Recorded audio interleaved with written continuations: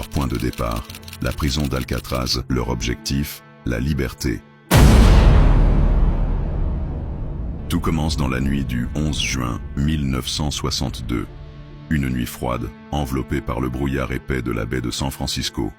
Dans l'enceinte la plus sécurisée des États-Unis, réputée inviolable, 3 hommes disparaissent sans laisser de traces. Leur point de départ, la prison d'Alcatraz, surnommée The Rock. Leur objectif, la liberté. Alcatraz, c'était bien plus qu'une simple prison. C'était un symbole. Perchée sur une île isolée, balayée par les courants glacials du Pacifique, cette forteresse était conçue pour contenir les pires criminels. Aucun détenu ne devait jamais en sortir vivant. Et pourtant, Frank Morris et les frères Clarence et John Anglin. 3 hommes, brillants à leur manière, liés par une obsession commune, s'évader. À eux 3, ils ont défié l'impossible, au nez et à la barbe des autorités. Pendant des mois, dans le plus grand secret, ils ont préparé leur plan.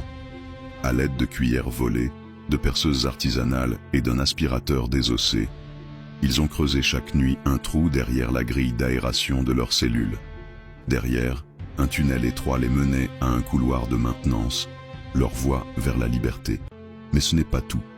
Les 3 complices ont fabriqué un radeau gonflable à partir de 50 imperméables volés. Cousus à la main, collés, renforcés, leur embarcation de fortune était leur seul espoir de traverser les eaux glacées de la baie.